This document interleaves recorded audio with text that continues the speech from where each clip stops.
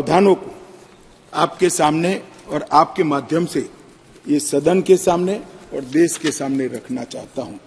भारतीय न्याय संहिता की मैं पहले बात करूंगा मान्यवर, और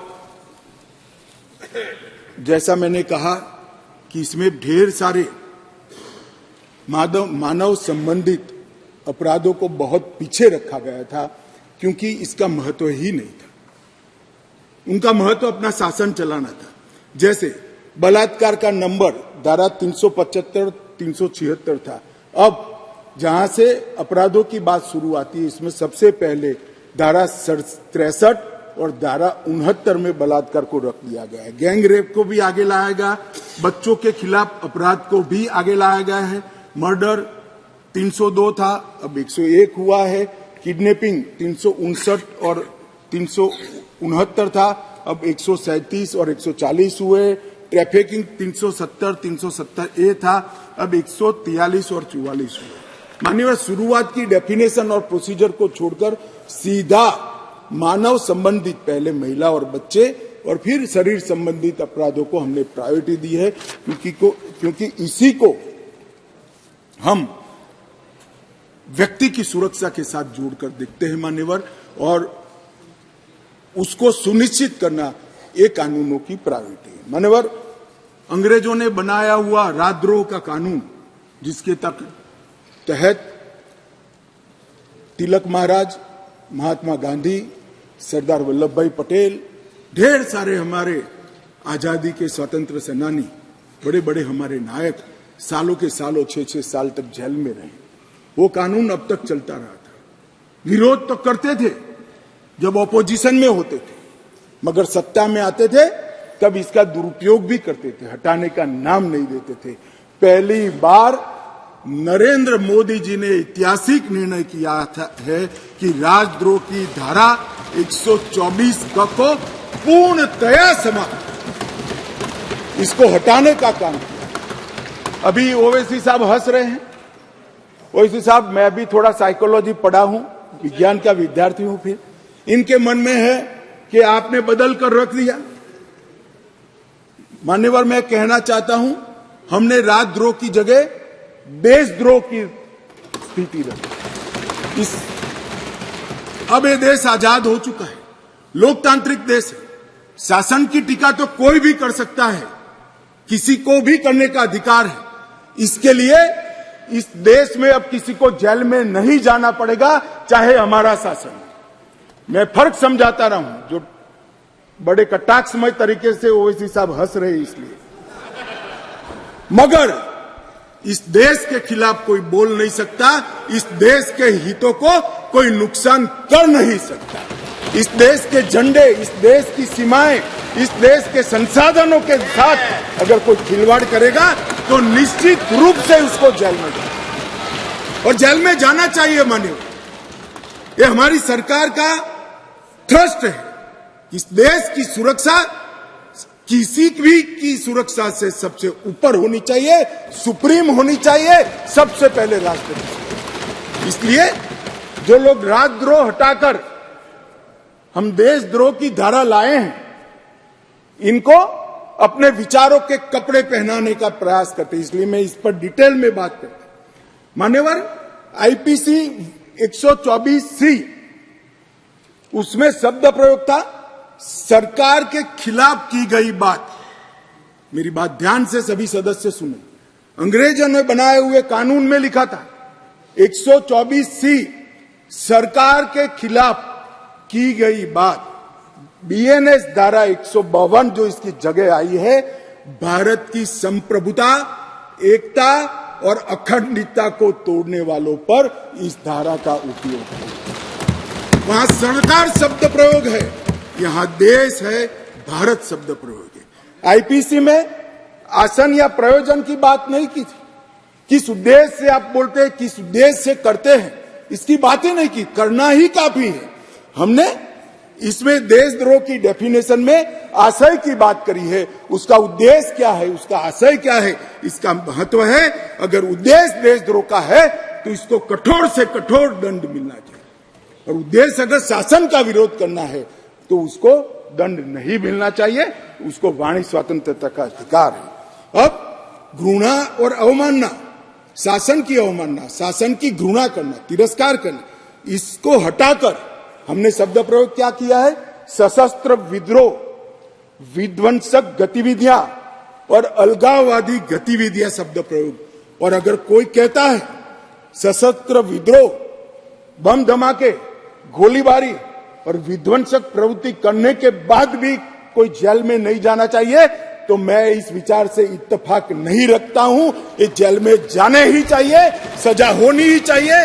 इस देश में किसी को यह अधिकार नहीं मिलता। मान्यवर, मैं इसलिए कहता हूं कि कुछ लोग ये नए इनिशिएटिव को अपना कलर देने का प्रयास कर रहे हैं, मगर आपका कलर, आपकी सोच, आपके विचार, आपकी नजर आपको मुबारक हो। हम तो संविधान की स्पिरिट को लेकर आगे चलने वाले लोग हैं। देश के खिलाफ जो कुछ करेगा उसको जरूर सजा होगी, ऐसा कानून में होना चाहिए। मान्यवर, आज मैं इतना ही कहना चाहता हूं कि हजारों स्वतंत्र सेनानी जो राजद्रोह की कलम के तहत अपने जीवन के सुवर्ण काल जेल में काटे, देश को आजादी दिलाने के लिए, अंग्रेजों को देश में निकालने के लिए, आज नरेंद्र मोदी सरकार के इनिशिएटिव से इनके आत्मा को एक प्रकार से जरूर संतुष्टि मिलेगी कि आजाद भारत में आज ये अन्यायी प्रोविजन को मान्यवर, हमने महिलाओं और बच्चों की सुरक्षा के लिए भी ढेर सारे प्रोविजन किए हैं। मान्यवर, भारतीय न्याय संहिता में एक नया चैप्टर महिलाओं और बच्चे के प्रति अपराध का हमने ऐड किया है। इस विधेयक में 18 वर्ष से कम उम्र की महिला के बलात्कार से संबंधित प्रोविजन में हम बदलाव कर रहे हैं। मौजूदा बलात्कार का प्रोविजन रीनंबरिंग तो हुआ है तथा नाबालिग महिलाओं के सामूहिक बलात्कार को पॉक्सो के साथ सुसंगत बना देता है, क्योंकि कुछ प्रोविजन ऐसे थे जो पॉक्सो में ज्यादा हार्ड थे।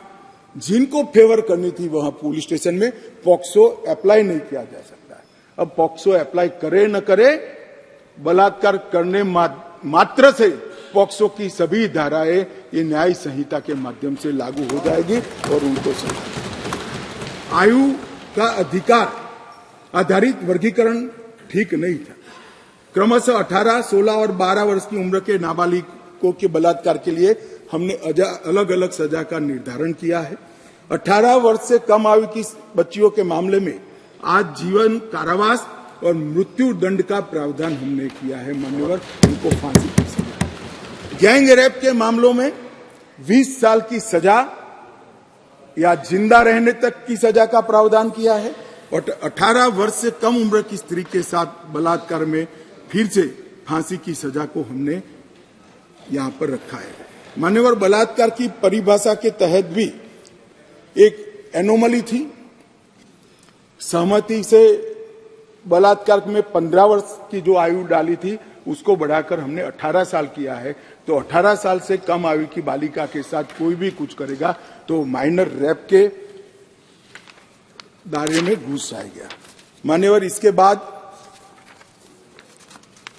जेंडर न्यूट्रल कानून बना है। कई जगह पे कई सारी चीजें छूट गई थी। लड़के और लड़कियों के व्यापार जो एक घृणित अपराध है, इसमें सिर्फ लड़कियों का जिक्र था, वहां लड़कों को भी डाल दिया गया है। और आईपीसी की धारा 366A में भी नाबालिग लड़की के साथ बच्चे का भी जिक्र कर इसको जेंडर न्यूट्रल बनाने का हमने प्रयास किया है। मान्यवर, आतंकवादी कृत्य को इतने सालों के बाद 1 लाख से ज्यादा लोग आतंकवाद की बलि पर चढ़ने के बाद 75 साल के बाद पहली बार आपराधिक न्याय कानूनों में जगह देने का काम नरेंद्र मोदी सरकार को। हमारा वादा था मान्यवर इस देश की जनता को कि हम आतंकवाद के खिलाफ जीरो टॉलरेंस की नीति रखेंगे और आतंकवाद की व्याख्या ही नहीं थी। कुछ सांसदों ने, मैं बाद में जवाब देता हूं, कहा है कि यूएपीए में है, मगर जहां उनके प्रभाव वाली सरकारें थी वहां यूएपीए को लगाते नहीं थे। आतंकवादी कृत्य कर सादे गुना की सजा में निकल जाते थे। अब हमने ये मूल कानून के अंदर ही आतंकवाद का जिक्र कर ऐसे लोगों को जेल के बाहर आने का रास्ता लगभग असंभव कर दिया। मुझे मालूम है कुछ लोगों को बड़ी तकलीफ हुई, बताया भी है, मैंने भाषण पढ़े हैं, मुझे तो आश्चर्य हो रहा है। इस देश के कानून में आतंकवाद को रोकने की धारा है और इस सम्मानीय सदन का कोई व्यक्ति उसको मानव अधिकार के नाम से विरोध करे। आतंकवाद ही मानव अधिकार का सबसे बड़ा हनन करता है।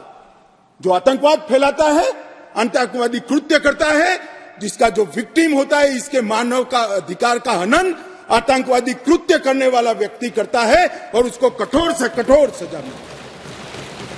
और मैं तो आश्चर्यचकित, मैं यहां बैठा होता तो टोकता भी, रोकता भी, प्रयास भी करता कि इसको सदन के रिकॉर्ड का हिस्सा न बनने दिया। आप एक्सपोज हो रहे हो, मगर मैं था नहीं, मैंने पढ़ा। इसका बचाव करते हैं। किस जमाने में जी रहे? अंग्रेजों का शासन नहीं है, कांग्रेस का शासन नहीं है, ये भारतीय जनता पार्टी और नरेंद्र मोदी का शासन। यहां पर आतंकवाद को बचाने की कोई दलीलें काम में नहीं ली जाएगी, परंतु इसके दुरुपयोग न हो इसके लिए इसकी व्याख्या भी हमने बड़ी स्पष्ट की है। मान्यवर, इसकी व्याख्या की है, क्या की है? जो कोई भारत की एकता, अखंडता, संप्रभुता, सुरक्षा और आर्थिक सुरक्षा की प्रभुता को खतरे में डालता है और किसी भी वर्ग में आतंक फैलाने का प्रयास करता है, आइदर और साइड से, उसको आतंकवादी घटना कहा जाएगा। उसका विवरण दिया है। डायनामाइट, विस्फोटक पदार्थ, जहरीले गैस, न्यूक्लियर का उपयोग, ऐसी घटनाओं में जब कोई भी मृत्यु होती है तो ये घटना करने वाला आतंकवादी कृत्य में लिप्त माना जाएगा। अब इसमें कहां दुरुपयोग की गुंजाइश है? मगर मन में एक भय पड़ा है मान्यवर, वो भय से ये विरोध जन्म लेता है और मैं तो मानता हूं ये भय तो रहना ही चाहिए, रहना ही चाहिए, रहना ही। जो आतंकवादी कृत्य करते हैं उनके प्रति कोई दया भाव नहीं होना चाहिए। कठोर से कठोर इनके लिए कानून का प्रावधान होना चाहिए और ये नरेंद्र मोदी सरकार का उचित ही निर्णय है कि आतंकवाद के लिए ये कानून में हमने जगह दी है।